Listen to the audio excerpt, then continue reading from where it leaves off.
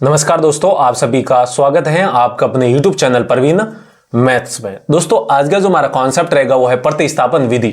आज की इस वीडियो में हम सीखेंगे कि हमें इस प्रकार की दो चरों वाली रैखिक समीकरण दी जाती हैं, तब इनको प्रतिस्थापन विधि के द्वारा कैसे सरल करेंगे। कहने का मतलब x और y के हम मान निकालना सीखेंगे प्रतिस्थापन यानी कि सब्स्टिट्यूशन मेथड से।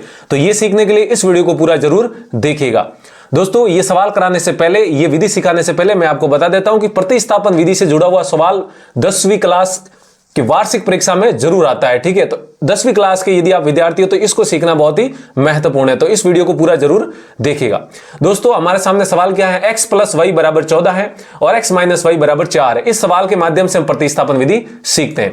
तो दोस्तों हम सबसे पहले क्या करेंगे, इसको एक देंगे समीकरण नंबर 1 और दूसरी को दे देंगे समीकरण नंबर 2 दे देंगे। ठीक है, अब दोस्तों यहां पर ध्यान दीजिए, प्रतिस्थापन विधि। अब प्रतिस्थापन का मतलब क्या होता है, प्रतिस्थापन का मतलब एक जगह से दूसरी जगह जाना, यानी कि एक जगह से दूसरी जगह प्रतिस्थापित होना।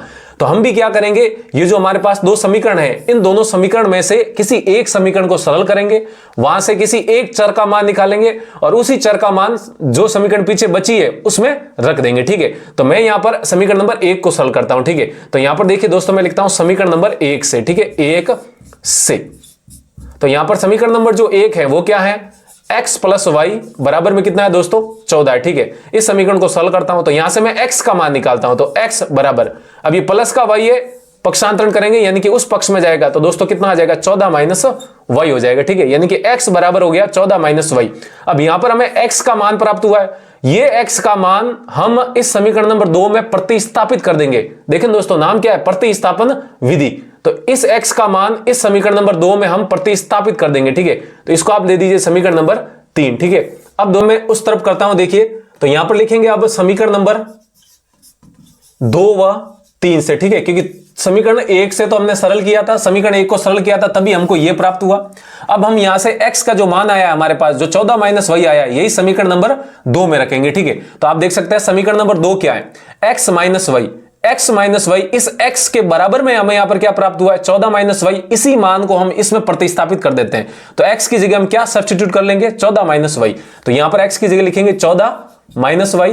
अब दोस्तों ये क्या है, -y है, तो यहां पर लेंगे -y। ये -y और ये -y दोनों अलग अलग है। ठीक है, ये तो आया है दोस्तों x की जगह आया है, ये जो यहां पर x - y था नहीं, इस x की जगह 14 - y लिखा है, और ये -y इस समीकरण नंबर 2 में पहले से ही था, वो -y, और बराबर में दोस्तों कितना है, 4 है। ठीक है, अब यहां से देखिए दोस्तों क्या आता है, 14 -y और -y दोस्तों कितना हो जाएगा, -2y, और बराबर में क्या हो जाएगा, 4 हो जाएगा। ठीक है, अब आप देख सकते हैं ये यहां पर प्लस का 14 है, इसका पक्षांतरण करते हैं, उस तरफ भेजेंगे तो -2y बराबर में इधर बचेगा 4, और ये प्लस का 14y उधर जाएगा तो -14 हो जाएगा। ठीक है, इसको सरल करते हैं दोस्तों, तो यहां से -2y बराबर 4 - 14 कितना हो जाएगा, -10। ठीक है, अब -2y का मतलब दोस्तों क्या होता है, -2 गुणा y होता है। ठीक है, तो ये -2 गुणा में उधर जाएगा तो भाग में, तो यहां से दोस्तों जो y का मान आएगा वो क्या आएगा, -10 बटा -2 हो जाएगा। ठीक है, ये माइनस से माइनस कट जाएगा, मतलब प्लस हो जाएगा, और 2 का भाग 10 में कितनी बार जाएगा दोस्तों, 5 बार चला जाएगा। ठीक है, तो आप कह सकते हैं जो y का मान हमारे पास प्राप्त हुआ है वो दोस्तों कितना हुआ, 5 प्राप्त हुआ हमें, कितना हुआ, 5।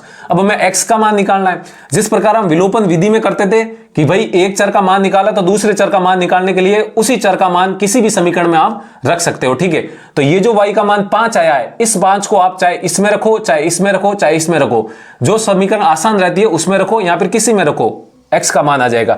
तो दोस्तों मैं यहां पर क्या करता हूं, समीकरण नंबर 1 में ही रख देता हूं, समीकरण नंबर 1 में y बराबर 5 रखने पर। ठीक है, नहीं तो समीकरण नंबर 1 में y का मान 5 रखेंगे, तो दोस्तों यहां से देखिए क्या आ जाएगा, x प्लस ये y की जगह कितना आया है, 5, तो यहां पर लिखेंगे दोस्तों 5 बराबर में कितना है, 14 है। ठीक है, यहां से x को सॉल्व कर देते हैं, तो देखिए x बराबर कितना आता है, ये प्लस का 5 है, पक्षांतरण करेंगे तो उधर चला जाएगा, यानी कि 14, और ये प्लस का है तो उधर जाते ही माइनस का, तो 14 - 5 कितना हो जाएगा दोस्तों, 9 हो जाएगा। ठीक है, तो आप कह सकते हैं कि x का मान क्या है, 9, और यही हमारा क्या है, आंसर है। और y का मान कितना है दोस्तों, 5, x का मान 9 और y का मान 5। तो उम्मीद है आपको समझ में आया होगा कि किस प्रकार दो चरों वाली रैखिक समीकरण को प्रतिस्थापन विधि के द्वारा सरल किया जाता है। दोस्तों इसको आप क्रॉस चेक भी कर सकते हो, देखिए x + y बराबर 14 है, x की जगह हमारा मान आया 9 और y की जगह आया 5, तो इधर लिखेंगे 9 + 5, तो 9 + 5 दोस्तों कितना होता है, 14 होता है। तो ये हमारा इसको वेरीफाई यानी कि सेटिस्फाई कर रहा है, संतुष्ट कर रहा है।